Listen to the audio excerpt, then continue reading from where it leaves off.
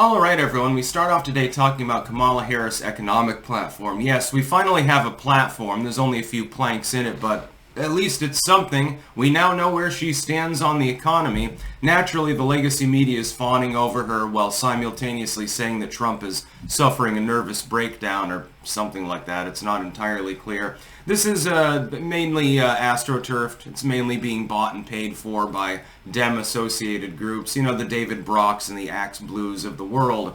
Again, I would note to people that are getting blackpilled. I'm going to get into the economic plan in a second, but I will always reiterate this. If you're blackpilled and think that Kamala is going to win, keep in mind that Hillary Clinton was 6.5 ahead at this time in the election. Kamala Harris is possibly a point ahead. That's a pretty big gap. If she starts leading by 5, then I'll start to worry. Until then, I think everything's taken care of. Link in the description, archived of course. Here are my thoughts. First economic proposal, price caps. She's talking about price gouging and stuff like that. Biden made a big stink about this. She's actually borrowing from Biden's playbook on several levels here, so we'll get into that as well. Price caps. It harkens back to the Carter administration, if I remember correctly. What happened back then? Well, there was a significant amount of inflation because the economy was mismanaged, and so they imposed price caps and things like that.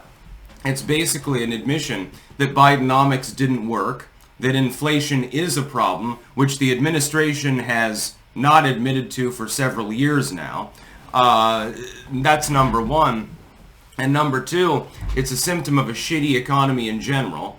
And number three, it's an admission, we don't have any other methodology to control inflation, so we've got no choice but to basically destroy every small business in the country, every small grocery store at least, in favor of corporate monopolism. That's exactly what you'll get. Who can weather that kind of regulation? The regional chain with 5 outlets and a local network, or the mega corporation that exists in every single state? Which one do you think is going to more ably be able to deal with the inevitability that you're losing money because the government won't allow you to price things at a free market value? It's going to be the big business. They'll prevail. They'll be fine. They're too big to fail. They can always get a bailout. They've got armies of lawyers and accountants and shit like that. The small business, maybe they have a lawyer on retainer. So you're crushing small businesses by doing so, and I hope that people are intelligent enough to understand this. Secondly, the child tax credit. Kamala came out and said, well, I want to increase the child tax credit to $6,000. Oh, wait, that's not what she's proposing. This is a reaction. This is exactly like when Trump went to East Palestine and the Biden admin melted down and they immediately sent Pete Buttigieg over there. It's a reactionary sort of move. Vance, a few days ago, and the Trump campaign embraces this, suggested increasing the child tax credit, which is currently $2,500 to $5,000 per year per child, which is good. I mean, you've got to compensate for Biden inflation. Kamala did not propose, and I've seen several clankers get confused by this. Look, again, you got to read the fine print. Kamala is only suggesting $6,000 for the first year of the child's life. After that, it drops to $3,600. Therefore, after just 2 years of life, you've saved more money with the Trump-Vance plan than you have with the Kamala-Walz plan. That's the math. It doesn't take a genius to figure out that you're being hoodwinked. It's basically an economic Patriot Act when you think about it. It's being branded as the best thing since sliced bread, but really when you read the fine print, it's a bunch of bullshit.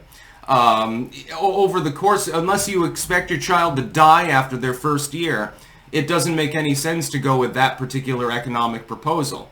You're saving more money under Trump and Vance. Thirdly, to the middle-class tax cuts. Every candidate promises middle-class tax cuts because they want the middle class to vote for them. See, here's the thing, middle-classers. Let's say that Kamala is elected. She imposes her new tax plan. Oh, that's great. You saved money, right? No, fuck you, you didn't, because the Trump tax cuts lapsed. It's literally, she's just piggybacking off of Trump. With the child tax credit, it's just a watered-down version of what Vance proposed. with the middle-class tax cuts. It's a watered-down version of what Trump already imposed. And she's also borrowing from Biden on another level, by the way. You'll remember, Donald Trump doubled the child tax credit. Biden takes credit for having increased the child tax credit. Why? Because he front-ended it. That's the only difference. It's the same exact amount. But the legacy media gleefully came out and talked about how much he likes children and families. Supposedly J.D. Vance hates kids or something like that, despite the fact that he wants to save you a fuck ton of money for having a couple of them. This is insane. You used to use the term, for example, it was minted in the Reagan administration, voodoo economics. The idea was that the economic plan made no sense and was bullshit, basically. But I would rather go to a voodoo practitioner at this point than trust somebody like Kamala Harris to manage my money. Because quite clearly, this is insane. You're going to trigger a recession. You're going to trigger a housing crisis, too. That is the other proposal that she made. Well, we're going to give $25,000 to first-time homeowners. Sounds good. You want to get more people into homes, even if it's just a little starter home with one fucking bedroom. You want people to have their own property. It's the American dream, my dude. That's perfectly great. See, here's the problem. Have you ever heard of the Clinton administration? Need I say more? To all the boomers out there, and Gen Xers at this point, and possibly millennials, you should all be getting PTSD flashbacks at the moment. We've tried this sort of thing before. It is not a good idea. And by the way, $25,000 is basically meaningless on the housing market as it currently stands. I expect the legs to come out underneath that any time. We tried this. We tried getting people of lower echelons of income into homes and expected, well, I mean, that's a good thing. It sounds good on paper, right? The problem is that then you had a bunch of people defaulting and then the housing market collapsed. So basically, you're trying to set up for another Great Recession plus another inflationary period while watering down the child tax credit that's already been proposed by your opponents. This economic policy is goddamn bullshit. There's no other word to use for it. This is probably the craziest thing that Kamala Harris has trotted out yet. And yet the legacy media is saying, well, Trump campaign is on damage control mode as Kamala Harris proposes tax cuts for the middle class and deviates from Biden. No, she's not deviating from Biden. She's doing the same fucking shit. She's borrowing Trump's homework, modifying and watering down his own proposals, and then imposing, again, a very, very conditional, I'm sure, one-time payment to people who won't be able to pay off their homes and will default and will collapse the housing market, causing another Great Recession. Wonderful. That's exactly what we need right now. On top of that, I still haven't heard anything about her foreign policy. Now, she's been challenged to 3 debates with 2 for the VP slot. And it was funny, because the other day, the Kamala and Walz campaign officially responded with regards to debates. They said the debate about the debates is over. Yes, Trump has agreed to debate. If he shows up, you know, we're going to crab hammer him and stuff. And Vance will get to debate Walz. You're deflecting. You were challenged to 3 presidential debates and 2 vice presidential debates, and you're pretending that Trump is the coward. This campaign is completely off the rails at this point. There ain't no meltdown on the Trump side. I know that they say rambling, incoherent, sign of fear, and all this bullshit. With very, very carefully selected photographs for the tagline. They do that with Kamala, too. I've noticed they've been airbrushing them a lot to remove, you know, the neck problem and other problems, you know. You never know when you get a Kamala Harris nip slip and everyone in the country gets bulimia. The economic platform here is disingenuous on one hand, because you're stealing the homework. You're trying to fool people into thinking you're going to give them a bigger tax credit for children, even though, quite clearly, unless you expect your kid to die in infancy, that's not the case.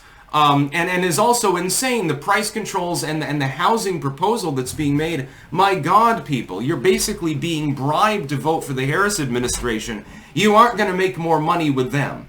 You're going to make far more money with Trump and Vance. Their tax proposals are reasonably competent. Perfect? Hell no. I wish they would slash them by 50% or so. I'm a moderate classical liberal. That's my opinion. But under Trump, under Kamala Harris, you're going to get a recession. And probably a housing crisis. You're going to get a bubble in the housing market, and that'll burst eventually after she leaves office, of course. That's the whole point. You leave it in the lap of the person that comes after you, so you don't get blamed for it.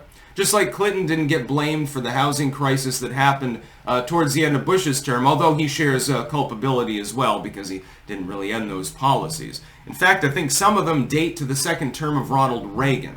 I think Clinton just elaborated on them, if I remember correctly. This is a recipe for disaster. This is the worst economic proposal that I've ever seen, and I've seen a lot of them. That's about all.